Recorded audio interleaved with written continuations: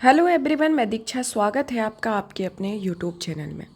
उत्तर प्रदेश के समग्र अध्ययन को कंप्लीट किया जा रहा है, जो कि परीक्षावाड़ी की किताब पर आधारित है। इसमें अभी तक इसके कितने चैप्टर आपके टोटल इसमें अभी तक 19 चैप्टर कंप्लीट किए जा चुके हैं। आज का जो हमारा चैप्टर रहेगा वह है 20वां उत्तर प्रदेश का एक ऐतिहासिक अध्ययन और उत्तर प्रदेश का एक अद्यतन घटनाक्रम के संदर्भ में देखा जाएगा। इसके अंतर्गत जैसे टॉपिक कौन कौन से कवर किए जा चुके हैं ये आपको बता देते हैं कि आपका पहला वाला जो टॉपिक है, ये जो आज की क्लास है, इसके बाद जो आपकी नेक्स्ट क्लास होगी और इस श्रृंखला की वो लास्ट क्लास भी होगी, जिसके अंतर्गत उत्तर प्रदेश का एक संक्षिप्त अवलोकन के आधार पर आपको दिया जाएगा। क्योंकि ये सीरीज आपको शुरू करने के पहले ही बता दिया गया था कि जब आपके पूरे चैप्टर कंप्लीट हो जाएंगे उसके बाद आपका ये चैप्टर किया जाएगा, क्योंकि और सब चैप्टर जो है वो सब डिटेल एनालिसिस कराते हैं, लेकिन ये वाला एक संक्षिप्त के तौर पर है। तो आपने अगर वो लेक्चर नहीं देखे हैं तो आप प्रत्येक लेक्चर देख लीजिए, ताकि ये वाला लेक्चर आप जब पहला वाला अध्याय पढ़ें तो उसमें आपको कोई डिफ़िकल्टी नहीं होगी और आपको एक बार ही आप एक वीडियो देखेंगे तो आपका करंट अफेयर उत्तर प्रदेश का जो सामान्य ज्ञान है प्री के हिसाब से कंप्लीट हो जाएगा। इसके डिटेल में पढ़ने के लिए आप हमारे प्लेलिस्ट में जाके उत्तर प्रदेश परीक्षावाड़ी करके प्लेलिस्ट बनी हुई है, वहाँ पर आप प्रत्येक लेक्चर वाइज आपके अध्याय वाइज लेक्चर डरे हुए हैं, तो आप वहाँ पर जाके देख सकते हैं। और कुछ लेक्चर जो छोटे थे तो उनको मतलब कि कुछ अध्याय जो आपके छोटे थे तो उनको मर्ज करके एक ही लेक्चर करके आपका वीडियो अपलोड की गई है।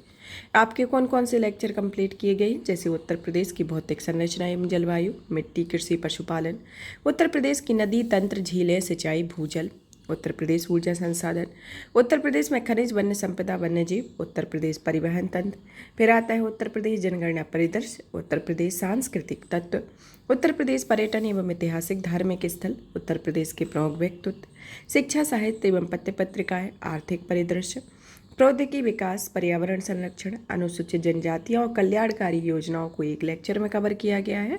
और उत्तर प्रदेश के ग्राम्य विकास एवं नगरीय विकास को और संग्रहालय, संगठन, संस्थान, विशेष स्थल, पार्क सिटी को भी एक ही लेक्चर में कवर किया गया है, क्योंकि ये लेक्चर काफ़ी छोटे छोटे थे। चैप्टर छोटे होने के कारण इनके एक एक करके इनको कवर किया गया। और आपका ये 19 नंबर का जो अध्याय था उत्तर प्रदेश की राजनीतिक एवं प्रशासनिक ढांचा, उसको कवर किया गया। अब आज का जो हमारा लेक्चर है वह अध्याय 20 और 21 को कवर करेगा, जिसमें उत्तर प्रदेश के ऐतिहासिक अध्ययन और उत्तर प्रदेश के करंट अफेयर को कवर किया जाएगा।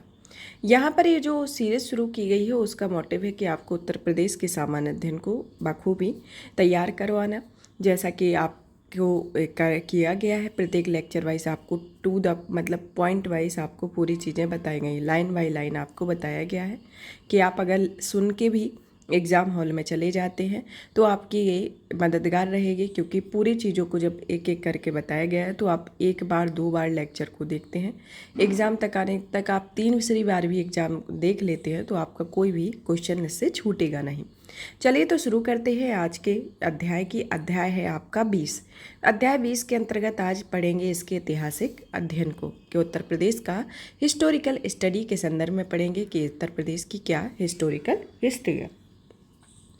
अब आता है सबसे पहले कि इतिहास का विभाजन के आधार पर देखते हैं तो इतिहास को 3 भागों में विभाजित किया गया है। प्रागैतिहासिक काल, आदिऐतिहासिक काल, ऐतिहासिक काल इसके अंतर्गत आता है। प्रागैतिहासिक काल में उन सभ्यताओं का अध्ययन किया जाता है जिसमें मानव लेखन से अपरिचित था और पाषाण निर्मित उपकरणों का निर्भर था। जिन सभ्यताओं में धातुओं का प्रयोग हुआ, लिपि ज्ञात रहा हो लेकिन कोई लिखित साक्ष्य ना हो, उसे आदिऐतिहासिक कहा जाता है। और जबकि लिखित साक्ष्य वाली सभ्यताओं एवं घटनाओं के अध्ययन को इतिहास के अंतर्गत किया जाता है। तो यह इतिहास के संदर्भ में आता है 3 तरीके के इतिहास पे, जैसे प्रागैतिहासिक काल, आदिऐतिहासिक काल और ऐतिहासिक काल होता है। प्रागैतिहासिक काल में मानव लेखन से अपरिचित था, और जो आपका आदिऐतिहासिक काल है उसमें कोई लिखित साक्ष्य नहीं प्राप्त हुआ है, और ऐतिहासिक काल में आपके लिखित साक्ष्य प्राप्त हुए हैं। तो इस तरीके से ये 3 तरीके से आपके ऐतिहासिक कालों को विभाजित किया गया। अब आता है प्रागैतिहासिक काल, जिसे पाषाण काल भी कहा जाता है। इसके बारे में कि भारत में पाषाणिक सभ्यताओं की खोज की शुरुआत 1863 में होती है, जबकि भारतीय भूतत्व सर्वेक्षण में रॉबर्ट ब्रूस फ्रूट को पल्लवरम या तमिलनाडु में एक पाषाण उपकरण मिला। अब तक उत्तर प्रदेश सहित भारत के कई राज्यों में पाषाणिक संस्कृति के अवशेष मिल चुके हैं। पाषाणिक संस्कृति को 3 भागों में बांटा गया है: पुरा, मध्य और नवपाषाण काल। उत्तर प्रदेश में पुरा पाषाण कालीन सभ्यता के साक्ष्य प्रयागराज के बेलन घाटी, सोनभद्र के सिंगरौली घाटी तथा चंदौली के चकिया नामक पुरास्थलों से प्राप्त हुए हैं। बेलन नदी घाटी के पुरास्थलों की खोज और खुदाई इलाहाबाद विश्वविद्यालय के प्रोफेसर GR शर्मा के निर्देशन में कराया गया और बेलन घाटी के लोहेदा नाला क्षेत्र में नामक स्थल से पाषाण उपकरणों के साथ साथ एक अस्थि निर्मित मातृ देवी की प्रतिमा भी मिली हुई है। इस सभ्यता के प्रायः सभी उपकरण क्वार्टजाइट पत्थरों से निर्मित है और इन स्थलों के साक्ष्य के आधार पर यह कहा जा सकता है कि इन्हें आग, कृषि कार्य, गृह निर्माण आदि का ज्ञान नहीं था, जबकि कुछ मात्रा में पशुपालन से परिचित होने के साक्ष्य प्राप्त होते हैं। राज्य में मध्यपाषाणकालीन संस्कृति के साक्ष्य मिर्जापुर, सोनभद्र के मोरहना पहाड़, बघरी खोर, उल्लेखनिया आदि स्थलों, प्रयागराज के मेजा, करछना, फूलपुर, कोराव, बारा आदि तहसीलों में स्थित पुरास्थलों, प्रतापगढ़ के सराय नाहरा, महदया, दमदमा आदि पुरास्थलों से प्राप्त हुए हैं और इस संस्कृति के उपकरण पुरापाषाण काल की अपेक्षा सूक्ष्म, चिकने और सुंदर है। सराय नाहरनार में 15 समाधान मिले हैं, जिनके मृतक का सिर पश्चिम की ओर है और प्रयागराज के मेजा तहसील के चौपानी मांडो पुरास्थल से झोपड़ियों, मिट्टी के बर्तनों के अवशेष में मिले हैं और महदहा स्थल से उपकरणों के साथ साथ सिल, लोड़े, गर्त, चूहे, अस्थि एवं सींग के आभूषणों के साक्ष्य मिले हैं और अतः स्पष्ट है कि पुरापाषाण काल की अपेक्षा इस काल का भी मानव थोड़े बहुत कृषि एवं पशुपालन करने, मृतक की अंत्येष्टि करने तथा आग पर भोजन पकाने से परिचित था, इसके अंतर्गत आता है। अब आता है उत्तर प्रदेश में नवपाषाण कालीन सभ्यता के साक्ष्य प्रयागराज के बेलन घाटी स्थित कोल्डी हवा, महदहा तथा पंचोहे स्थलों, मिर्जापुर, सोनभद्र, प्रतापगढ़ आदि जिलों के विभिन्न स्थलों से प्राप्त होते हैं और इस काल में पाषाण उपकरण मध्य पाषाण काल की अपेक्षा अधिक सूक्ष्म, चिकने और तेज है। बेलन घाटी के नवपाषाणकालिक स्थलों में झोपड़ियां बनाने, कृषि किए जाने, मिट्टी के बर्तन बनाने तथा पशुपालन करने के साक्ष्य मिले और अतः स्पष्ट है कि नवपाषाणकालिक संस्कृति अपनी पूर्वगामिक संस्कृतियों की अपेक्षा अधिक विकसित थी और इस काल का मानव कृषि कर्म के साथ साथ पशुपालन करने, मिट्टी के बर्तन बनाने तथा उस पर चित्रकारी और पॉलिश करने, आवास बनाने, जानवरों की खालों से वस्त्र बनाने आदि की क्रियाओं से परिचित था। अब आता है दूसरा काल, आदिऐतिहासिक काल, जिसे ताम्रपाषाण या ताम्रपाकांश भी कहा जाता है। पाषाण युग की समाप्ति के बाद से धातुओं के प्रयोग का आरंभ हो गया। सबसे पहले मनुष्य ने तांबे का प्रयोग किया, फिर कांसे का तथा अंत में लोहे का। पाषाण संस्कृति के ठीक बाद और सैंधव संस्कृति के पहले की संस्कृति को ताम्रपाषाणिक संस्कृति कहा जाता है, जिसमें पाषाण एवं तांबे के उपकरणों का प्रयोग साथ साथ किया गया और सैंधव सभ्यता वाले पुरास्थलों के निचले स्तर से ताम्रपाषाणिक सभ्यता के साक्ष्य मिले हुए। उत्तर प्रदेश में ताम्रपाषाणिक सभ्यता के साक्ष्य मेरठ, सहारनपुर के पुरास्थलों से प्राप्त हुए हैं और ताम्रपाषाणिक सभ्यता के बाद ताम्रकांस्य सभ्यता का उदय हुआ है और सैंधव सभ्यता ताम्रकांस्य सभ्यता का ही प्रतिनिधित्व करती है और यह सभ्यता 2500 ईस्वी पूर्व के आसपास अपने पूर्ण विकसित अवस्था में प्रकट होती है और इस नगरीय सभ्यता के साथ पाकिस्तान के बलूचिस्तान, सिंध एवं पंजाब प्रांतों तथा भारत के पंजाब, हरियाणा, राजस्थान, गुजरात, जम्मू कश्मीर एवं पश्चिमी उत्तर प्रदेश से मिलते हैं। जम्मू कश्मीर उत्तर प्रदेश में इस सभ्यता के साक्ष्य आलमगीरपुर, मेरठ, बड़ा गांव और हुलास, सहारनपुर आदि स्थलों से प्राप्त होते हैं और नई खोजों के अनुसार बुलंदशहर के भटपुरा एवं मानपुरा स्थलों, जिसमें मुजफ्फरनगर के मांडी गांव तथा कैराना क्षेत्र में इस सभ्यता के साक्ष्य मिले हुए हैं।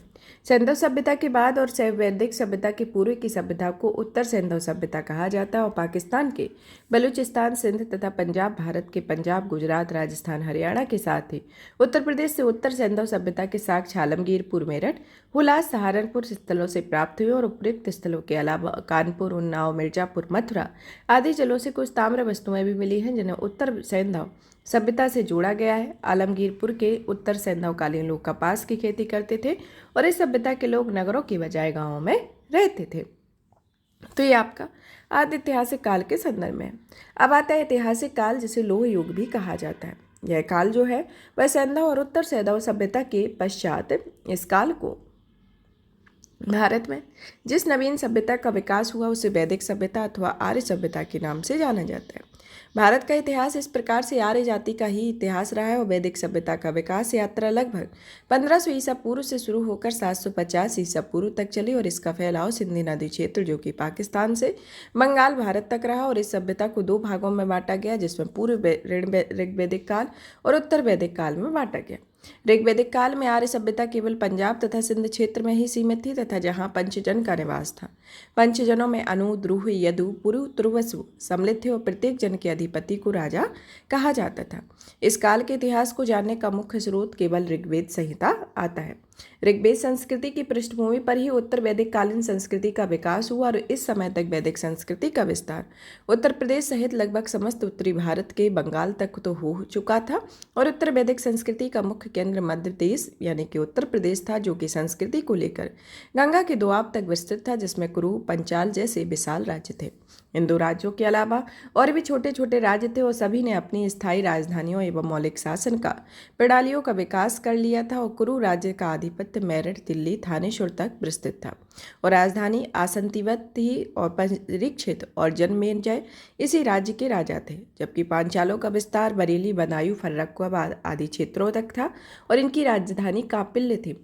कुरु पांचाल क्षेत्रों में भारद्वाज, याज्ञवल्क्य, वशिष्ठ, विश्वामित्र, वाल्मीकि आदि महान ऋषियों के तपस्वी रहे और इस काल के 4 प्रकार के मृदभांडों, जिसमें काला, लाल, काली लेप युक्त चित्र, धूसर और लाल मृदभांड में से लाल मृदभांडों के अवशेष समूचे उत्तर प्रदेश में मिले हैं। इस काल का इतिहास हमें ऋग्वेद के आधार पर विकसित संहिताओं, सामवेद, यजुर्वेद तथा अथर्ववेद, ब्राह्मण, आरण्यक, उपनिषदों से ज्ञात होता है, जिसका समय लगभग 1000 ईसा पूर्व से 600 तक माना जाता है। अब आता है महाकाव्य काल। महाकाव्य काल जो है वह उत्तर वैदिक काल के अंतिम चरणों में उत्तर प्रदेश के 2 अति विशिष्ट महाकाव्य हैं, जिसमें रामायण और महाभारत का परिणय हुआ, जो तत्कालीन इतिहास के मुख्य स्रोत हैं और इस काल तक आते आते आर्य सभ्यता का प्रसार पूर्व की ओर अंग तक हो गया और इस युग के विशाल राज्यों में कुरु, पांचाल, कौशाम्य, कौशल, काशी, विदेह, मगध, अंग आदि थे। रामायण कथा कौशल यानी कि अयोध्या राज्य के इक्ष्वाकु वंश से संबंधित थी, जबकि महाभारत की कथा हस्तिनापुर के कुरु से। रामायण की रचना वाल्मीकि जी के ब्रह्मावत, बिठुर, कानपुर में थी और महाभारत के रचनाकार व्यास जी थे और इन दोनों महाकाव्यों में तत्कालीन समाज के आर्थिक, सामाजिक, धार्मिक, राजनीतिक स्थितियों की जानकारी मिलती है। अब आता है महाजनपद काल, जो कि बौद्ध ग्रंथ के अंगुत्तर निकाय से ज्ञात होता है। 6ठी शताब्दी ईसा पूर्व के प्रारंभ में समस्त उत्तरी भारत में 16 बड़े राज्यों में विभाजित था और यद्यपि ये राज्य उत्तर वैदिक कालीन राज्यों की अपेक्षा अधिक विस्तृत, शक्तिशाली थे तथा इनमें कोई भी देश की राजनीतिक एकता सूत्र में संगठित करने में समर्थ नहीं था। इन 16 महाजनपदों में से कई उत्तर वैदिक काल से ही अस्तित्व रखते थे और उत्तर भारत के इन 16 महाजनपदों में से 8 वर्तमान उत्तर प्रदेश भूभाग में अवस्थित हैं, जिनका विवरण निम्न प्रकार से है। जैसे कि महाजनपद राजधानी और विस्तार दिया गया है, जिसमें जो पांचाल महाजनपद है इसकी राजधानी अहिछन्न या बरेली रही है और जिसका विस्तार बरेली, बदायूं और फर्रुखाबाद के आसपास रहा है। दूसरी आती है कुरु, जो कि राजतंत्र रहा है और इसकी राजधानी इंद्रप्रस्थ दिल्ली रही है, जिसमें मेरठ, दिल्ली, थानेश्वर के आसपास का क्षेत्र है। बस से जिसकी राजतंत्र रहा है वहाँ पर राजधानी कौशाम्बी प्रयागराज है, जो कि प्रयागराज के आसपास का क्षेत्र है। सूरसेन या राजतंत्र, जो कि मथुरा में इसकी राजधानी और मथुरा के आसपास का क्षेत्र। कौशल एक राजतंत्र रहा, जो कि मत राजधानी साकेत, अयोध्या, श्रावस्ती और अवध के आसपास का। मल्ल या गणतंत्र कुशीनगर यहाँ की राजधानी रही और कुशीनगर देवरिया के आसपास का क्षेत्र रहा। काशी में राजतंत्र रहा, उसकी राजधानी वाराणसी और यह वाराणसी के आसपास का क्षेत्र है। चेदी राजतंत्र, जिसकी राजधानी सुक्तिमती या बांदा रही हो, बांदा के आसपास का क्षेत्र इसके अंतर्गत आता है। उपरोक्त 8 महाजनपदों में से उत्तर प्रदेश क्षेत्र में 2 और गणराज्य थे, जिसे कपिलवस्तु के साक्ष के और समसूर्यगिरी के चुनार के भाग भी इसमें शामिल रहे हैं। इनके अंतर्गत अब देखते हैं जैन, बुद्ध एवं अन्य धर्म के बारे में। 6ठी शताब्दी ईसा पूर्व में 2 नए धर्मों का उदय हुआ, जिनका मध्य देश यानी कि उत्तर प्रदेश पर व्यापक प्रभाव पड़ा।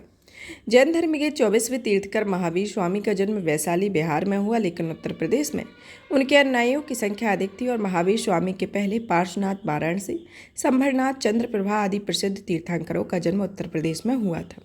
उत्तरी भारत में जैन धर्म के 2 प्रमुख केंद्रों, जिसमें मथुरा और उज्जैन में से एक उत्तर प्रदेश में अवस्थित था और कुषाण काल में भी मथुरा जैन धर्म का एक समृद्ध केंद्र था।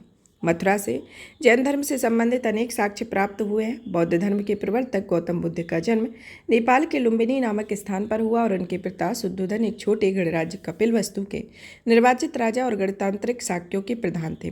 कपिलवस्तु वर्तमान उत्तर प्रदेश के सिद्धार्थनगर जिले में अवस्थित है और उनकी माता माया देवी रामग्राम गोरखपुर के कोलीय गणराज्य की कन्या थी और गौतम बुद्ध के 29 वर्ष की आयु में गृह त्याग किया, जो कि महावीर निष्क्रमण कहा गया, और बोधगया में उन्हें ज्ञान की प्राप्ति हुई। उन्होंने अपना पहला उपदेश सारनाथ ऋषि पत्तन या मृगदाव में दिया और इसे धर्मचक्र प्रवर्तन कहा गया। और बुद्ध ने अपने जीवन के सर्वाधिक उपदेश कौशल देश की राजधानी श्रावस्ती में दिए हुए थे।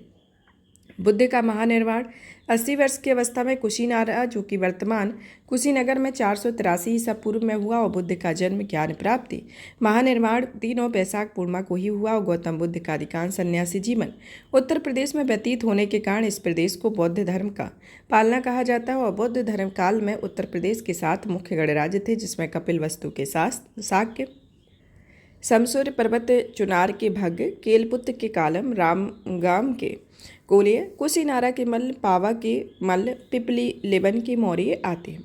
इस काल में नगरों का तेजी से विकास हुआ और उत्तर प्रदेश में उस समय काशी, कौशाम्बी, मथुरा, साकेत, श्रावस्ती, हस्तिनापुर, अहिचंद आदि प्रमुख नगर रहे थे। जैन और बौद्ध धर्म के अतिरिक्त उत्तर प्रदेश में ब्राह्मण धर्म के देवी देवताओं जैसे कि विष्णु, वासुदेव, सूर्य, कार्तिकेय, वराह, दुर्गा, लक्ष्मी आदि की प्राचीन मूर्तियां मथुरा से प्राप्त हुई। और हाल ही की शौक या मथुरा की खुदाई में कुषाणकालीन मंदिर मिला है, जो ब्राह्मण धर्म का द्योतक था। मथुरा को भारतीय मूर्तिकला का जन्मस्थान कहा जाता है और ब्राह्मण धर्म से संबद्ध विभिन्न कालों में निर्मित अन्य मंदिर, जिसमें वाराणसी, प्रयागराज, बलिया, गाजीपुर, झांसी और कानपुर आता है। अब आता है मगध राज्य के उत्कर्ष के बारे में कि बिहार के पटना तथा गया जनपदों की भूमि में स्थित मगध प्राचीन भारत का एक महत्वपूर्ण राज्य था, जो कि बुद्ध काल में एक शक्तिशाली राजतंत्र के रूप में गठित हो रहा था। कालांतर में मगध का इतिहास संपूर्ण भारत का इतिहास बन गया और मगध साम्राज्य के उत्कर्ष से मौर्य राजवंश की स्थापना के बीच हर्यक वंश, शेषुनाग वंश और नंद वंश का शासन रहा। मगध साम्राज्य का वास्तविक संस्थापक बिंबिसार या फिर हर्यक वंश था। बिंबिसार के बाद उसका पुत्र अजातशत्रु ने बिहार के साथ साथ लगभग आधे उत्तर प्रदेश पर भी आधिपत्य कर लिया था। मगध साम्राज्य का सबसे शक्तिशाली राजा नंद वंश का संस्थापक महापद्मनंद था, जिसके समय में पहली बार ऐसे साम्राज्य की स्थापना हुई जिसका विस्तार उत्तर भारत के साथ ही गुजरात, महाराष्ट्र, राजस्थान, पंजाब, कर्नाटक तक, उड़ीसा तक था। और इस काल में संपूर्ण साम्राज्य में चहुमुखी प्रगति हुई और महापद्मनंद के समय में ही सिकंदर का आक्रमण हुआ, लेकिन डरवश वह ब्यास नदी के आगे नहीं बढ़ सका। अब आता है मौर्य साम्राज्य, जो कि मगध के मौर्य वंश की स्थापना चंद्रगुप्त मौर्य के द्वारा 322 ईसा पूर्व में नंद वंश को पराजित करके की गई थी। इसके विषयों में विजयनगर साम्राज्य पश्चिम में ईरान, सौराष्ट्र से लेकर पूर्व में बंगाल तक तथा उत्तर में हिमालय से दक्षिण में कर्नाटक तक विस्तृत था। चंद्रगुप्त मौर्य के बाद उसका पुत्र बिंदुसार में रहा, जो कि बिंदुसार का पुत्र अशोक मौर्य साम्राज्य की गद्दी पर बैठा हुआ था। अशोक एक महान शासक था और इसने अपने राज्याभिषेक के 8वें वर्ष, जो कि 261 ईस्वी पूर्व में कलिंग पर विजय प्राप्त किया। और अपने जीवन के प्रारंभिक समयों में अशोक ब्राह्मण धर्म से संबंधित था, लेकिन बाद में बौद्ध धर्म ग्रहण कर लिया था। और उसने लुम्बिनी की यात्रा की और वहां पर कुछ निर्माण कार्य भी करवाया। और अपनी जनता के नैतिक उत्थान के लिए अशोक ने आचार संहिता प्रस्तुत किया और वह धम्म के नाम से जाना जाता है। विश्व में अशोक ऐसा पहला शासक था जिसकी दृष्टि से संपूर्ण जीवधारी समान थे। और अशोक के इतिहास के स्रोत उसके अभिलेख है और उसके अभी तक 40 से अधिक अभिलेख प्राप्त हो चुके। और इन 40 अभिलेखों में उत्तर प्रदेश में मिलने वाले अभिलेखों के अंतर्गत आते हैं, जैसे कि अहरोरा मिर्जापुर का लघु शिलालेख, टोपरा खिरजा सहारनपुर का स्तंभ लेख, मेरठ का स्तंभ लेख, कौशाम्बी का स्तंभ लेख, सारनाथ का लघु स्तंभ लेख, टोपरा मेरठ स्तंभ लेख को फिरोज शाह तुगलक द्वारा दिल्ली में तथा कौशाम्बी स्तंभ लेख को अकबर द्वारा प्रयाग किले में स्थापित कराया गया। और उसके सारनाथ स्तंभ लेख के शीर्ष पर सिंहों की आकृति को ही भारत सरकार ने अपना राजकीय चिन्ह बनाया है। अशोककालीन पाषाण कलाकृतियों तथा लेखों का निर्माण चुनार यानी कि मिर्जापुर के बलुआ पत्थर से किया गया। और अशोक काल के हजारों स्तूपों का निर्माण भी कराया गया। ह्वेनसांग ने उत्तर प्रदेश में मथुरा, कन्नौज, कौशाम्बी, श्रावस्ती, काशी आदि स्थानों पर अनेक स्तूपों के होने का उल्लेख किया। और सारनाथ के धर्मराज का स्तूप आज भी विद्यमान है। अब आता है शुंग वंश। पुष्यमित्र शुंग नामक एक ब्राह्मण ने 185 ईस्वी पूर्व में अंतिम मौर्य सम्राट बृहदत्त की हत्या करके मौर्य साम्राज्य पर अधिकार कर लिया। अपनी राजधानी पाटलिपुत्र की जगह विदिशा में बनाया और अयोध्या के शिलालेख से पता चलता है कि यह ब्राह्मण धर्मानुयायी था और पतंजलि की अध्यक्षता में 2 अश्वमेध यज्ञ करवाया। यह ब्राह्मण धर्मानुयायी होते हुए भी सहिष्णु था और भरहुत सतना में स्तूप का निर्माण कराया। शुंगकालीन साम्राज्य सीमा चंद्रगुप्त को मौर्य के तुल्य थी और इस काल में उत्तर प्रदेश में संस्कृत भाषा, स्थापत्य कला तथा ब्राह्मण धर्म का पुनरुत्थान हुआ। कालांतर में शुंग राजवंश की नींव पर कर्ण वंश की शासन सत्ता स्थापित हुई और इस वंश का राजा वसुदेव था और उत्तर भारत में इस वंश का 75 ईस्वी पूर्व से लगभग 30 ईस्वी पूर्व तक शासन रहा। अब आता है हिंद युवन या फिर इंडो ग्रीक आक्रमण के बारे में कि भारत पर सबसे पहले आक्रमण यूनानियों ने किया, जिसे हिंद युवन कहा जाता है। ईसा पूर्व की सदी के आसपास में हिंद यूनानियों ने पश्चिमोत्तर भारत के एक विशाल क्षेत्र पर कब्जा कर लिया, लेकिन गंगा घाटी के में शुंगों ने पराजित होने के कारण इस क्षेत्र पर उनका कब्जा नहीं हो पाया। शुंग एवं कर्ण वंश की समाप्ति के बाद ये आगे बढ़ गए और पतंजलि के महाभाष्य से पता चलता है कि यवनों ने साकेत को घेर लिया और वे गंगा की घाटी के बहुत आगे बढ़ गए। हिंदू यवन शासकों ने मेनांडर का नाम सर्वाधिक प्रसिद्ध है और इसका साम्राज्य झेलम से मथुरा तक विस्तृत था और साकल यानी कि सियालकोट उसकी राजधानी थी। और इस यवन साम्राज्य की स्थापना से जहाँ यूनानी भारतीय धर्म से प्रभावित हुए, वहीं दूसरी ओर भारतीयों ने कला, विज्ञान, मुद्रा, ज्योतिष आदि के विषय में यूनानी संस्कृति से बहुत कुछ सीखा और गांधार कला इन्हीं की देन है और मथुरा कला में भी कुछ प्रभाव दिखते हैं।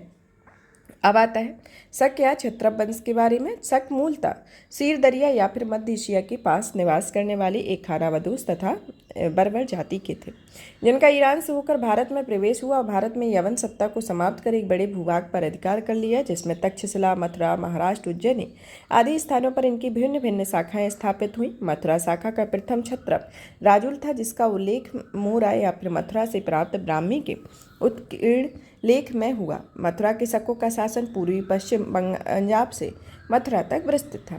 अब आता है कुषाण वंश। कुषाण वंश जो था वह चीन के सीमावर्ती प्रदेशों के आसपास निवास करने वाली यूची जाति की एक शाखा थी। ये पश्चिमोत्तर भारत के पार्थियनों तथा पल्लवों और आगे शकों को परास्त कर भारत में कुषाण वंश की स्थापना की। कुषाण वंश का प्रथम शासक कुजुल कैटफिसिस था और कुजुल कैटफिसिस के बाद भीम कैटफिसिस ने सत्ता संभाली और इसके सिक्के मथुरा तक मिले, जिन पर शिव, नंदी तथा त्रिशूल की आकृतियाँ उत्कीर्ण हैं। शायद यह शैव धर्मानुयायी था और भारत में कुषाण शासकों में सबसे महान मकनिक्स था। उसने 78 ईस्वी में शक शासक की शुरुआत की, जो वर्तमान में भारत सरकार द्वारा प्रयोग में लाया जाता है। उत्तर प्रदेश के विस्तृत भाग में मिले सिक्के और उत्कीर्ण प्रलेखों से यह सिद्ध होता है कि यह क्षेत्र किसी समय कुषाण साम्राज्य का अंग था। कनिष्क का साम्राज्य गांधार से अवध और वाराणसी तक विस्तृत था और इसकी राजधानी पुरुषपुर या पेशावर थी। मथुरा से कुषाण काल के जो सिक्के, अभिलेख, संरचना और मूर्तियां मिली हुई हैं, उनसे प्रकट होता है कि मथुरा भारत में कुषाणों की द्वितीय राजधानी थी।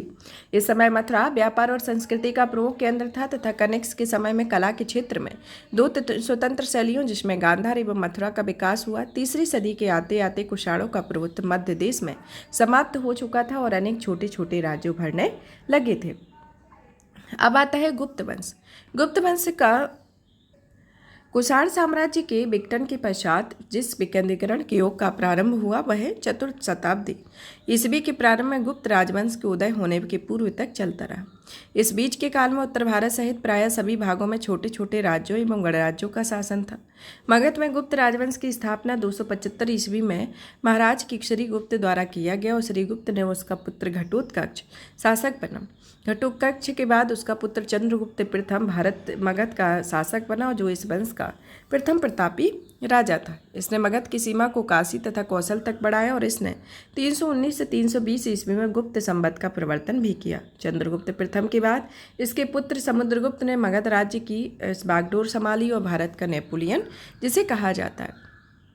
इसने उत्तरापथ और दक्षिणापथ अभियानों का उल्लेख प्रयाग प्रशस्ति में किया हुआ था। उत्तरापथ के 12 राज्यों में 4 उत्तर प्रदेश में अवस्थित है, अतः संपूर्ण उत्तर प्रदेश गुप्त साम्राज्य का अंग था तथा समुद्रगुप्त के बाद उसका पुत्र चंद्रगुप्त द्वितीय विक्रम जैसे विक्रमादित्य के नाम से जाना जाता है गद्दी पर बैठा।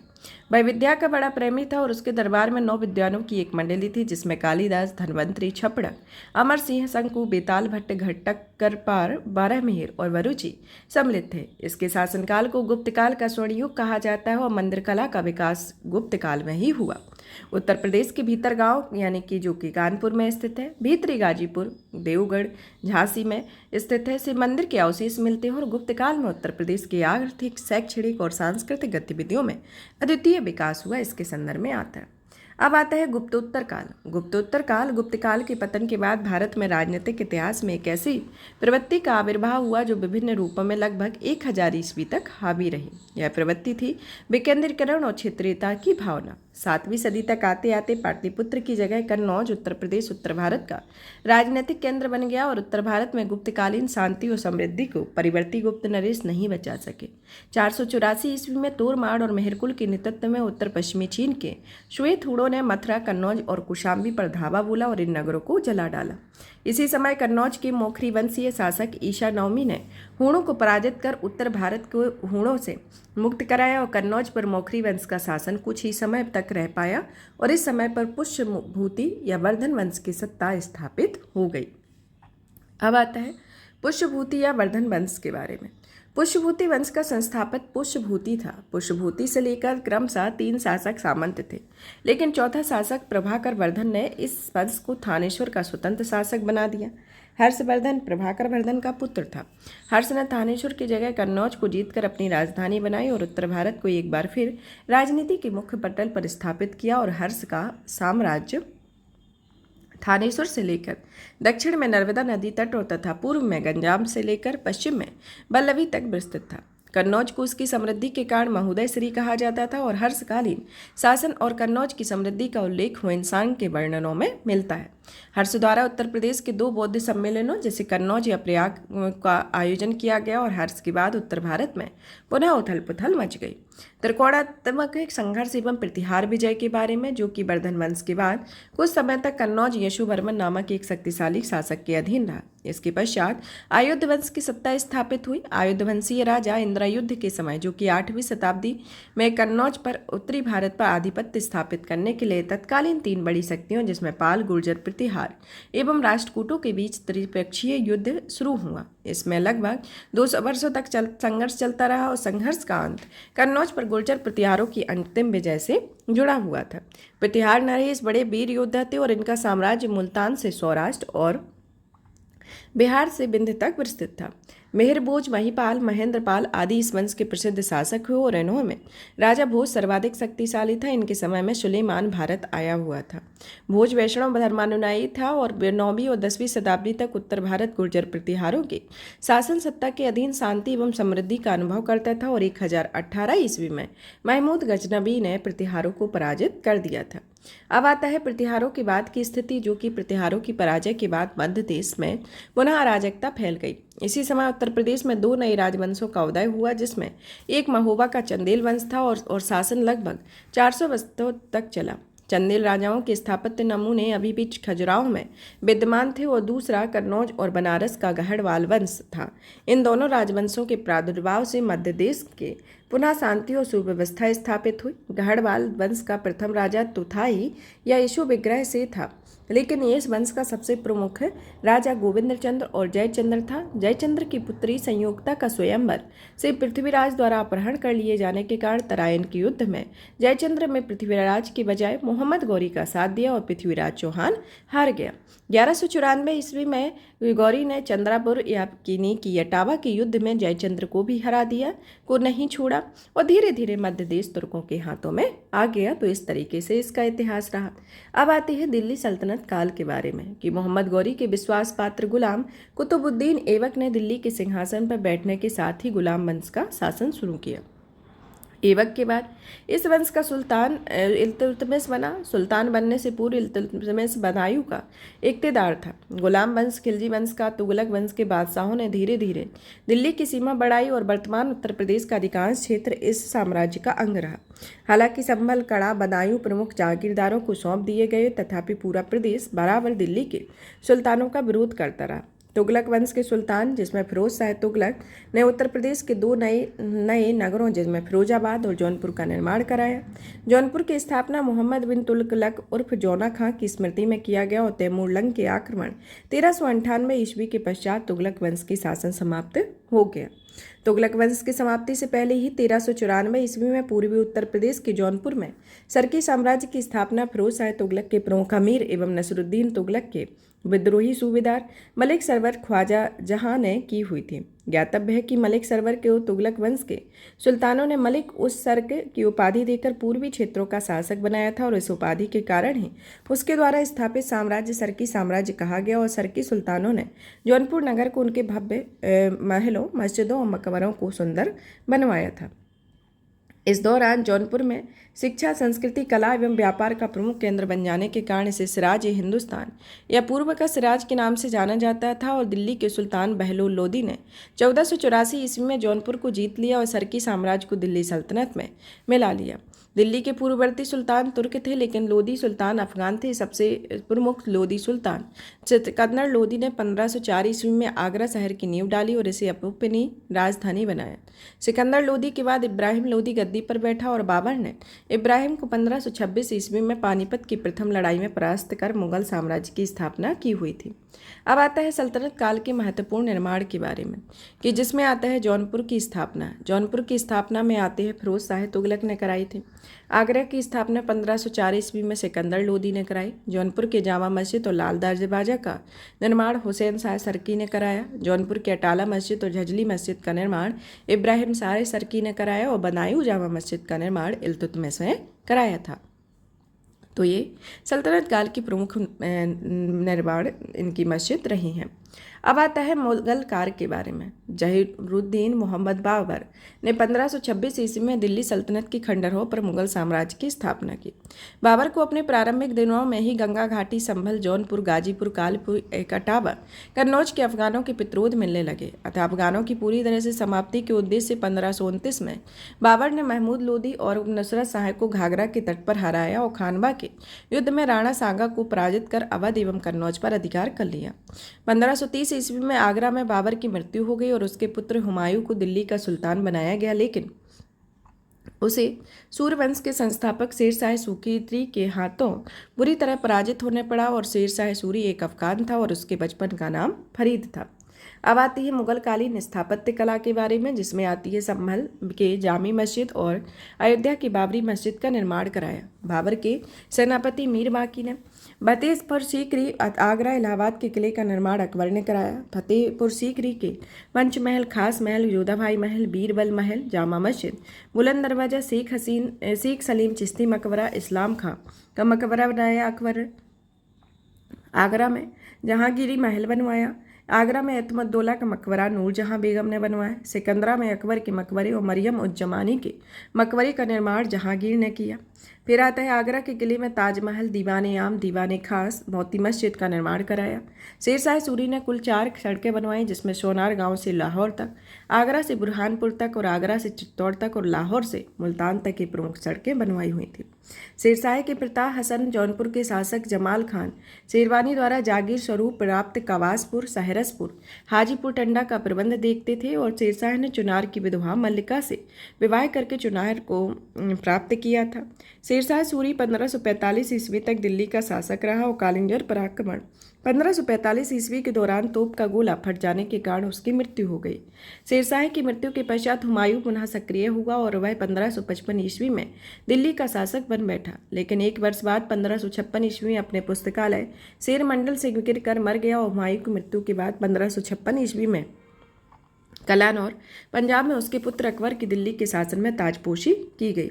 अकबर के मुगल शासक बनने के साथ ही भारतीय इतिहास के एक नवीन युग का आरंभ हुआ और यह युग शांति, समृद्धि और सुदृढ़ प्रशासन तथा उदारता और हिंदू और मुस्लिम संस्कृतियों के समन्वय का भी था। समन्वय की यह प्रक्रिया अकबर के उत्तराधिकारियों और शाहजहां तथा जहांगीर के समय तक चलती रही। उत्कर्ष के इस काल में उत्तर प्रदेश के तत्कालीन मुगल सलमान इतिहासकारों द्वारा हिंदुस्तान की संज्ञा प्रदान की गई और अकबर के 9 रत्नों में शामिल 2 प्रसिद्ध मंत्री टोडरमल, सीतापुर और बीरबल कालपी उत्तर प्रदेश के थे, जहां शाहजहां द्वारा दिल्ली को मुगलों की राजधानी बनाने के पूर्व तथा आगरा के मुगल साम्राज्य की राजधानी थी। वो आगरा से 36 किलोमीटर दूर फतेहपुर सीकरी में अकबर ने 1572 ईस्वी में एक किले का निर्माण शुरू किया जो 8 वर्षों से निर्मित हुआ। शाहजहां द्वारा अपनी पत्नी अर्जुमंद बानो बेगम उर्फ मुमताज महल की मृत्यु के बाद उसकी याद में आगरा में निर्मित एक विश्व प्रसिद्ध ताजमहल नामक मकबरे का निर्माण कला का रत्न माना जाता है। और आगरा के किले में बनी संगमरमर की मोती मस्जिद भी शाहजहां द्वारा बनवाई गई। शाहजहां के द्वारा मुगल सत्ता औरंगजेब के हाथों में आई, लेकिन इसकी उदारता की नीति का परित्याग करने और धार्मिक कट्टरता अपनाने के बाद से ही शासनकाल में मुगल साम्राज्य के पतन की प्रक्रिया शुरू हो गई। औरंगजेब के पश्चात लगभग सभी मुगल बादशाह दुर्बल चरित्र का अयोग्य हुए, जिस कारण वह अपनी सत्ता को संजो कर नहीं रख पाए। 1757 ईस्वी तक वर्तमान उत्तर प्रदेश में 5 स्वतंत्र राज्य स्थापित हो चुके थे, जिसमें बरेली तथा मेरठ के उत्तर में नाजिब खान पठान सरकार, मेरठ तथा दोआब क्षेत्र में रोहिलों के अंतर्गत रोहिलखंड, फर्रुखाबाद के नवाब के अंतर्गत मध्य दोआब क्षेत्र, वर्तमान अवध, पूर्वी जिलों पर अवध के नवाब, बुंदेलखंड पर मराठों का शासन स्थापित था। अब आते हैं अवध के नवाब, जो कि 1772 से 1856 तक रहे। अवध मुगल साम्राज्य का एक सूबा था जिससे वर्तमान उत्तर प्रदेश का काफ़ी हिस्सा था। बिहार के कुछ भाग आते थे और मुगल साम्राज्य की कमजोरी का लाभ उठाकर 1722 ईस्वी में अवध के सूबेदार शहादत खां बुरहान उल मुल्क ने स्वायत्त राज्य की स्थापना की। शहादत खां के पश्चात सफदरगंज, जो कि उसका दामाद तथा भतीजा था, ने अवध पर शासन किया। उसके पश्चात शुजाउद्दौला व आसफउद्दौला अवध के शासक बने। आसफउद्दौला ने अपनी राजधानी फैजाबाद से लखनऊ में स्थानांतरित कर दी और 1819 ईस्वी में इस वंश के 7वें शासक शहादत खां ने अवध के राजा की उपाधि धारण की। अवध के स्वतंत्र शासकों की कड़ी का अंतिम शासक वाजिद अली शाह था और 1856 में लॉर्ड डलहौजी ने अवध को ब्रिटिश शासन के अधीन कर लिया। अब आती है 1857 की क्रांति। प्राचीन काल से वर्तमान तक उत्तर प्रदेश देश की राजनीति व शासन सत्ता का सदैव केंद्र रहा।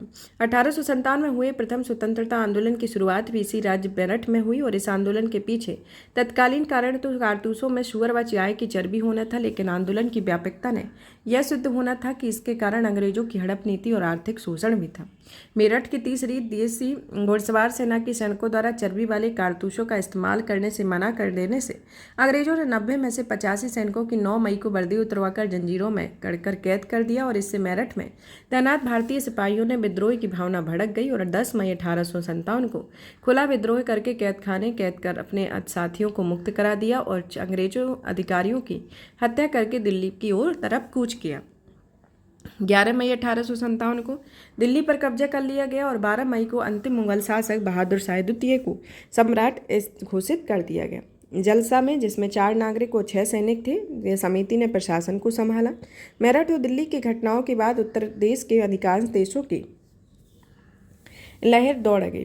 5 जून 1857 को नाना साहब को कानपुर का पेशवा घोषित किया गया और अवध की बेगम हजरत महल ने अपने पुत्र बिरजिस कादिर को अवध का नवाब घोषित कर दिया। उत्तर प्रदेश के विद्रोह केंद्र और उनके नेतृत्वकर्ताओं का विवरण निम्न तरीके से दिया गया।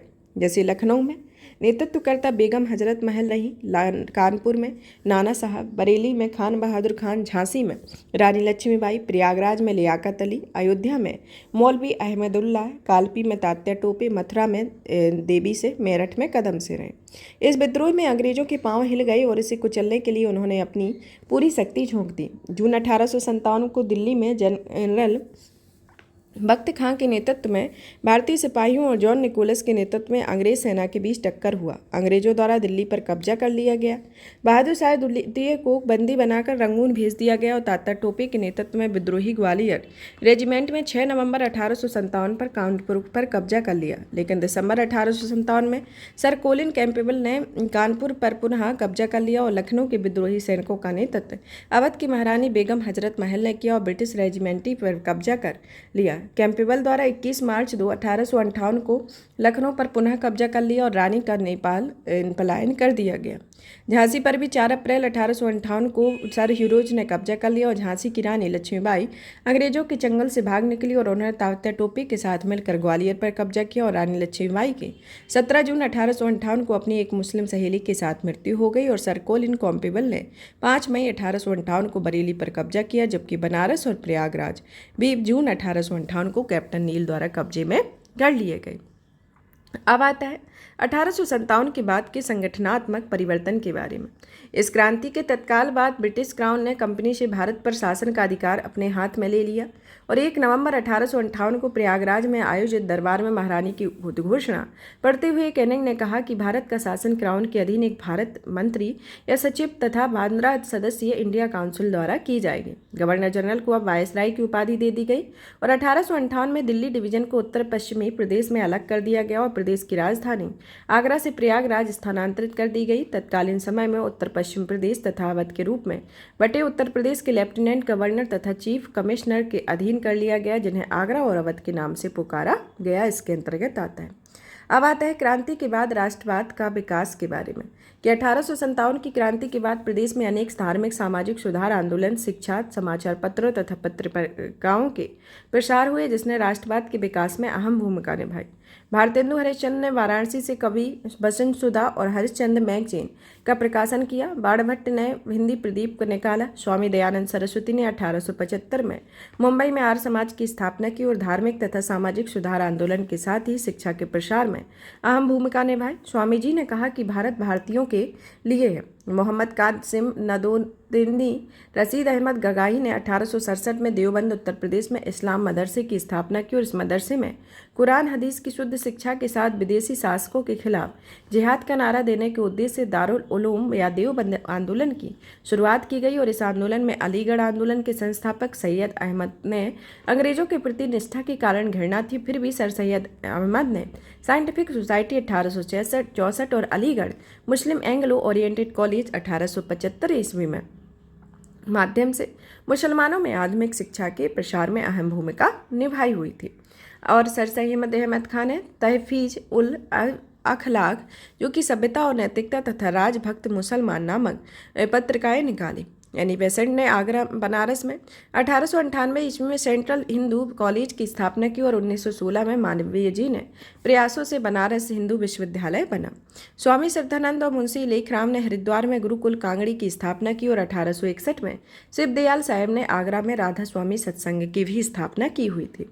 अब आता है भारतीय राष्ट्रीय कांग्रेस के बारे में। भारतीय राष्ट्रीय कांग्रेस स्वतंत्रता आंदोलन के प्रथम चरण की अपेक्षा द्वितीय चरण संगठित रूप से शुरू हुआ, अंत तक संगठित रहा। इस चरण की सर्वप्रथम घटना राष्ट्रीय कांग्रेस की स्थापना, जिसका गठन 1885 में एक अंग्रेज सिविल सर्वेंट A.O. ह्यूम के प्रयासों में हुआ। इस कांग्रेस का प्रथम अधिवेशन 28 दिसंबर 1885 को गोकुलदास तेजपाल संस्कृत विद्यालय मुंबई में हुआ और 1885 से 1947 तक उत्तर प्रदेश में कुल 9 अधिवेशन हुए, जिनके संक्षिप्त विवरण में देखें तो 1888, 1892, 1910 में प्रयागराज में, 1899, 1916, 1936 में लखनऊ में, 1905 में वाराणसी में, 1925 में कानपुर में, 1964 में मेरठ में ये प्रमुख कांग्रेस के अधिवेशन हुए। अब आता है खिलाफत आंदोलन के बारे में। खिलाफत आंदोलन ब्रिटेन द्वारा तुर्की के खलीफा, जिसे संपूर्ण विश्व में मुसलमान अथवा अपना धार्मिक नेता मानते थे, ये समस्त अधिकारों को छीन लेने के बाद भारत के मुसलमानों ने इस आंदोलन के लिए संगठित होना शुरू कर दिया। गांधी जी ने हिंदू मुस्लिम को एक मंच पर लाने के लिए सहयोग देने का निर्णय लिया और 20 जून 1920 को प्रयागराज में गांधी जी की अध्यक्षता में खिलाफत कमेटी की बैठक की गई, जिसमें खिलाफत आंदोलन के प्रस्ताव को पास किया गया। 1924 में यह आंदोलन तुर्की के कमाल पाशा सरकार द्वारा खलीफा के पद को समाप्त करने के बाद समाप्त कर दिया गया। अब आता है असहयोग आंदोलन के बारे में, जो कि 1921 से 1922 में चले। असहयोग का प्रभाव उत्तर प्रदेश के गांवों तक फैल गया। सरकारी स्कूलों, कॉलेजों, अदालतों, उत्सवों, समारोहों, विदेशी वस्तुओं आदि का बहिष्कार और स्वदेशी के विचार पर जोर दिया गया। इस अवधि में उत्तर प्रदेश में अनेक विद्यालयों की स्थापना की गई। विदेशी वस्तुओं की होली जलाई गई। 5 फरवरी 1922 को एक भयानक भीड़ ने चोरी चोरा, या जो कि गोरखपुर में स्थित पुलिस स्टेशन को घेर कर 22 जमाने को जिंदा जला दिया और इस घटना से आहत होकर गांधी जी ने 12 फरवरी 1922 को स्वयं से पूर्व ही असहयोग आंदोलन को वापस लेने की घोषणा की। अब आती है स्वराज पार्टी। स्वराज पार्टी में असहयोग आंदोलन के असमय वापसी से दुखी होकर 1923 में चित्तरंजन दास एवं मोतीलाल नेहरू ने प्रयागराज में स्वराज पार्टी की स्थापना की। इस पार्टी में विट्ठल भाई पटेल, मालवीय जी तथा M.R. जयकर भी सम्मिलित थे और इस पार्टी में 1923 के विधान परिषद के चुनाव में भाग लिया। 16 जून 1925 को चित्तरंजन दास की मृत्यु के बाद मालवीय जी ने लाला लाजपत राय के साथ मिलकर स्वतंत्र कांग्रेस पार्टी की नई पार्टी बनाई और मालवीय जी मोतीलाल नेहरू के बीच मतभेद हो गया था।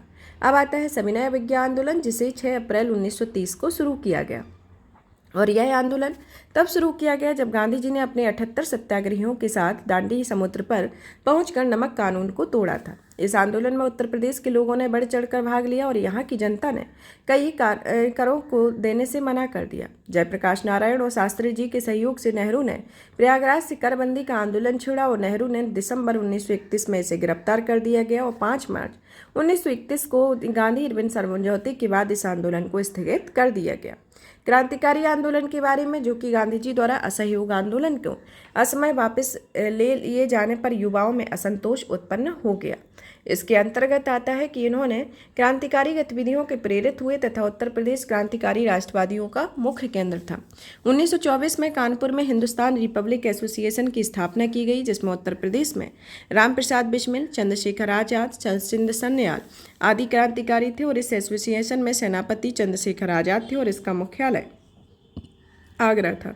1928 में इस एसोसिएशन का दिल्ली फिरोजशाह कोटला में एक सम्मेलन हुआ, जिसमें इसका नाम बदलकर हिंदुस्तान सोशलिस्ट रिपब्लिक एसोसिएशन कर दिया गया और इस एसोसिएशन में कुछ सदस्यों में 9 अगस्त 1925 को लखनऊ के निकट काकोरी में ट्रेन के सरकारी खजाने को लूट लिया गया और इस घटना को काकोरी कांड के नाम से जाना जाता है। इस कांड में राम प्रसाद बिस्मिल, अशफाक उल्ला खां रोशन से फांसी की सजा सुनाई गई और राम प्रसाद खत्री, मोहम्मद नाथ गुप्ता सहित अनेक क्रांतिकारियों को कारावास दिया गया।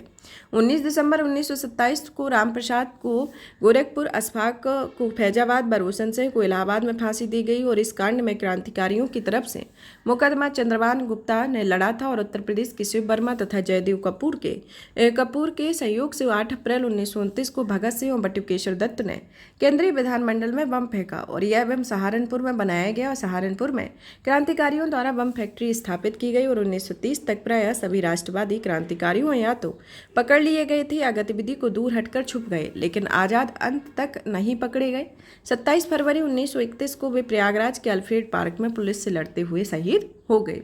अब आता है किसान आंदोलन, जो कि अवध क्षेत्र के सर्वप्रथम किसानों की जमींदारी और तालुकदारों के शोषण के विरुद्ध संगठित करने का प्रयास होम रूल लीग के कार्यकर्ताओं ने किया। 1918 में गौरी शंकर मिश्र, इंद्र नारायण द्विवेदी, मालवीय जी के प्रयासों से उत्तर प्रदेश किसान सभा का गठन किया गया और उत्तर प्रदेश किसान सभा शक्तिशाली बनाने में बाबा रामचंद्र, झिंगरीपाल सिंह, दुर्गापाल सिंह की अहम भूमिका रही। बाबा रामचंद्र महाराष्ट्र के ब्राह्मण थे और उन्होंने रामचरितमानस का पाठ कर किसानों के गौरव की भावना को जागृत किया। दिसंबर 1918 में दिल्ली में कांग्रेस अधिवेशन में बहुत बड़ी संख्या में उत्तर प्रदेश ने भाग लिया और 1920 में मध्य में बाबा रामचंद्र ने आंदोलन की बागडोर स्वयं संभाल ली। बाबा रामचंद्र 17 अक्टूबर 1920 को प्रतापगढ़ में अवध किसान सभा का गठन किया और जिसमें गौरीशंकर मिश्र, जवाहरलाल नेहरू, माता वदन पांडे, देवनारायण पांडे और केदार पांडे की अहम भूमिका रही और इस आंदोलन के मुख्य केंद्र में प्रतापगढ़ था। विस्तार आसपास के जिलों में था और 20 और 24 दिसंबर 1920 को अवध किसान सभा की अयोध्या में एक विशाल रैली हुई। मदारी पासी नामक किसान के नेतृत्व में उत्तर प्रदेश के उत्तरी क्षेत्र हरदोई, बहराइच, सुल्तानपुर, सीतापुर में एक एका आंदोलन चलाया गया, जिसमें किसानों की मुख्य शिकायतें लगान में बढ़ोतरी, उपज के रूप में लगान वसूलने की प्रथा को लेकर थी। किसान सभा आंदोलन और एका आंदोलन में मुख्य अंतर यह था कि किसान आंदोलन मूलतः किसानों का आंदोलन था जिसमें जमींदार नहीं थे और एका आंदोलन में छोटे मोटे जमींदार भी शामिल थे, जिसमें ऐसे जमींदार थे जो बड़े हुए लगान के बोझ से परेशान और सरकार से नाराज थे और एका आंदोलन कांग्रेस के अहिंसक आंदोलन के प्रति पूरी तरह से प्रतिबद्ध था।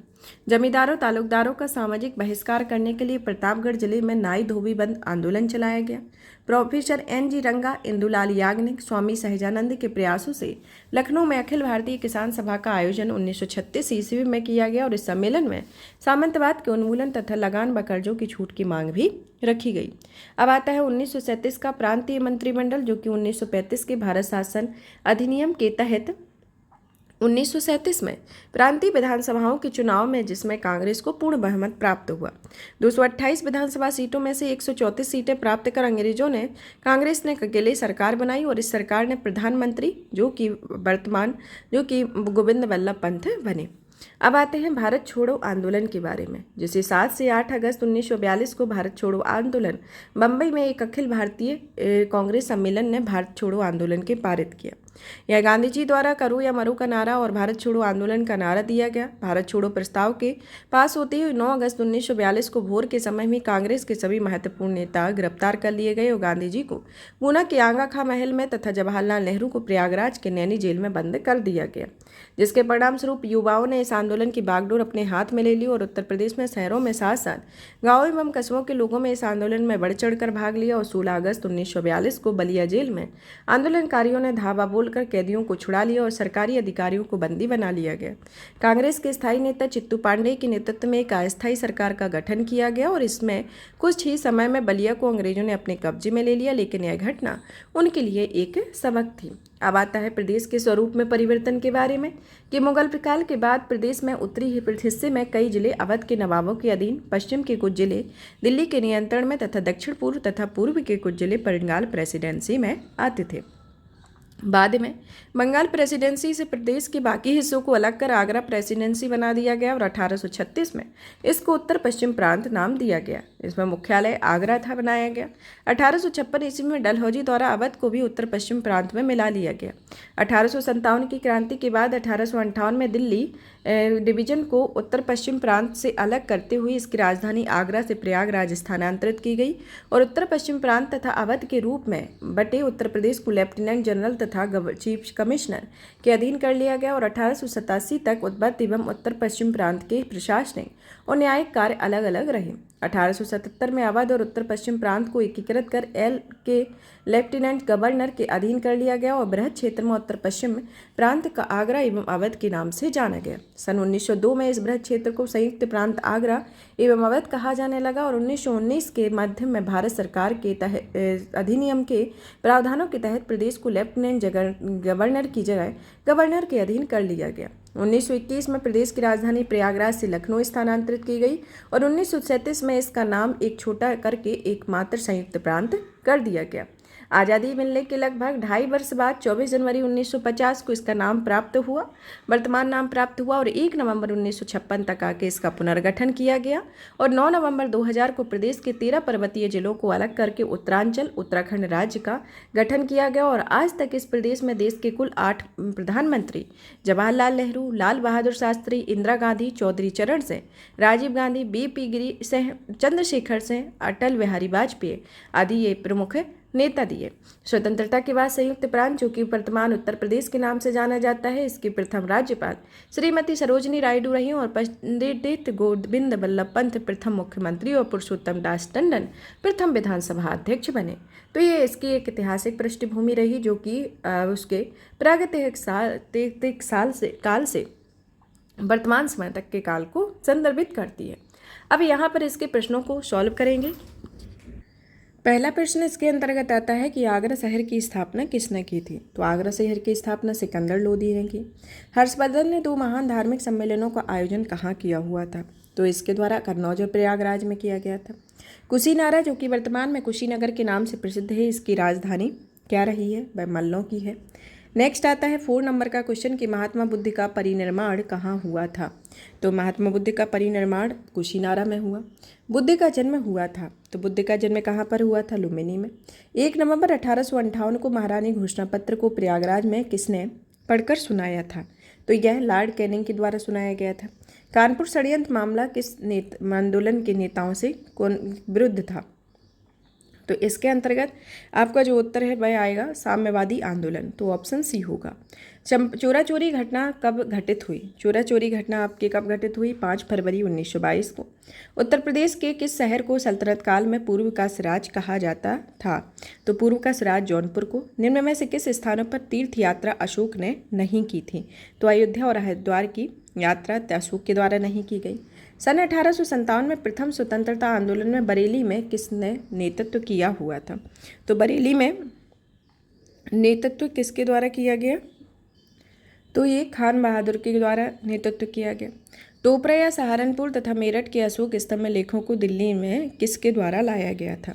तो यह फिरोज शाह के द्वारा। 1857 के प्रथम स्वतंत्रता आंदोलन से निम्न में से कौन संबंधित नहीं था? तो इसमें उधम से संबंधित नहीं था। नेक्स्ट आता है कि जौनपुर नगर के किसकी स्मृति में बनाया गया था? तो जौनपुर नगर को किसकी स्मृति में बनाया गया? मोहम्मद बिन तुगलक की। सारनाथ का प्राचीन नाम क्या है? तो ये प्राचीन नाम इसका ईशापत्तन और मृगदाव दोनों है, तो ये ऑप्शन डी होगा। नेक्स्ट आता है कि काकोरी षड्यंत्र केस हुआ था। तो काकोरी षड्यंत्र केस कब हुआ था? 1925 में। अखिल भारतीय किसान सभा का प्रथम अधिवेशन कहाँ हुआ था? लखनऊ में। बाबा रामचंद्र ने किसानों का संगठन किया था, तो ये अवध में किया था। हिंदुस्तान रिपब्लिक संगठन की स्थापना की गई थी। हिंदुस्तान रिपब्लिक की स्थापना कब की गई? कानपुर में। इलाहाबाद में 1857 के संग्राम का नेता कौन थे? तो ये आते हैं मौलवी लियाकत अली।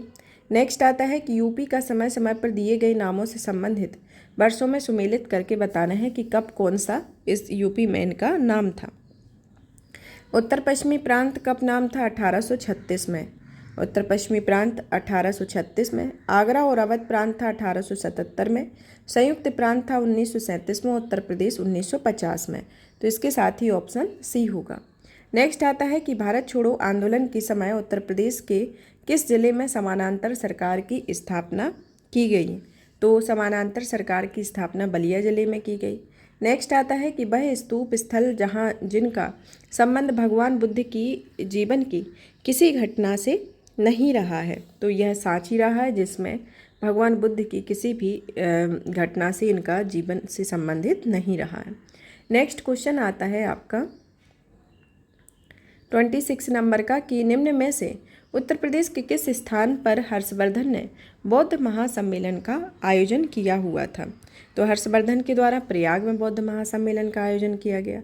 नेक्स्ट आता है कि 6ठी शताब्दी ईसा पूर्व के दौरान मथुरा के आसपास क्षेत्र को कहा जाता था, तो यह सुरसेन कहा गया।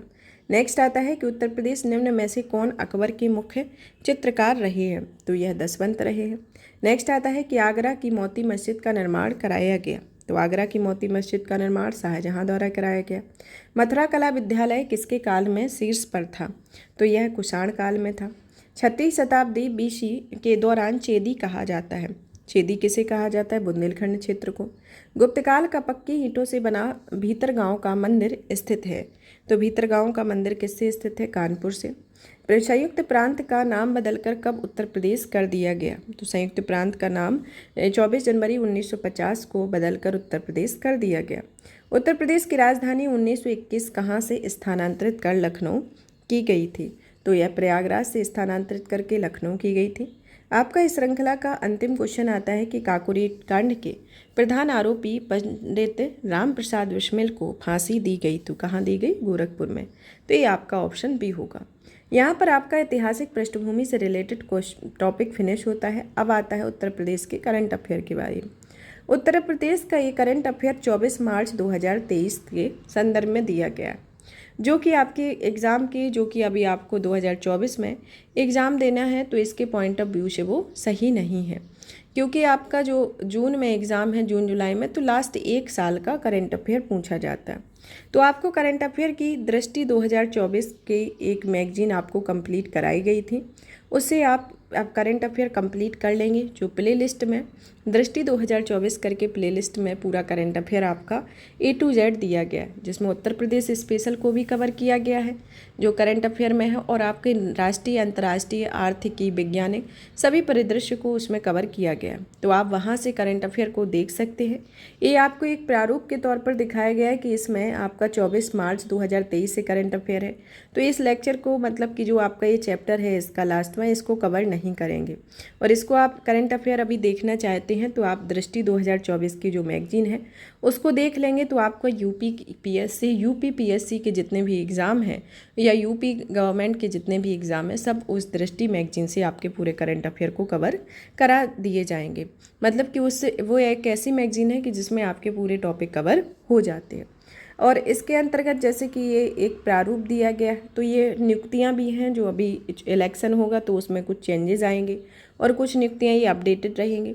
तो उसमें अभी दृष्टि वो अभी तक आई हुई थी, तो एग्ज़ाम के बेसिस पे आपको दी गई थी मैगजीन, तो वो तो अभी कवर कराई गई है। उसका अपडेटेड पार्ट भी आएगा जब जून में होगा एग्ज़ाम, तो उसको फिर से करा दिया जाएगा। तो आप वही मैगजीन देख लीजिएगा करंट अफेयर के लिए। आप यहाँ पर ही हमारा सेशन फिनिश होता है। अब हमारा इस श्रृंखला के अंतर्गत सिर्फ एक ही लेक्चर बचा हुआ है, जिसको आपको जल्द ही कवर किया जाएगा। और इस सेशन को आप ज़्यादा से ज़्यादा शेयर कीजिए, कि मैंने ये सीरीज़ शुरू की हुई थी जिसमें आपको कंप्लीट भी करा दी गई है, लेकिन उस तरीके से ये शेयर नहीं की गई और ना ही इसके ज़्यादा पॉपुलैरिटी रही है। तो आप इस सेशन को ज़्यादा से ज़्यादा शेयर करें, वीडियो को लाइक करें, चैनल को सब्सक्राइब करें, ताकि मेरा भी मोटिवेशन बना रहे और मैं भी ज़्यादा से ज़्यादा अच्छी किताबें आपके पास लेके आऊँ और अच्छे अच्छे सेशन कंप्लीट कराऊँ, जो कि आपकी एग्ज़ाम के पॉइंट ऑफ व्यू से और एग्ज़ाम के लिए काफ़ी महत्वपूर्ण रहे। धन्यवाद। पीडीएफ प्राप्त करने के लिए आप हमारे Telegram channel UPSC PSC with Diksha को ज्वाइन कर सकते हैं, जहां पर आपको सभी की पीडीएफ प्राप्त होगी, जो कि अभी तक जितनी ये इसका परीक्षा वाणी के लेक्चर कंप्लीट कराए गए हैं उनकी लिंक के साथ आपको पीडीएफ भी प्रोवाइड की जाएगी। तो कुछ अपडेटेड कर दी गई हैं और कुछ नहीं की हैं, तो आपको 1-2 दिन के अंतर्गत पूरी मैगजीन मतलब पूरी ये किताब की पीडीएफ वहाँ पर आपको एक साथ मिल जाएगी।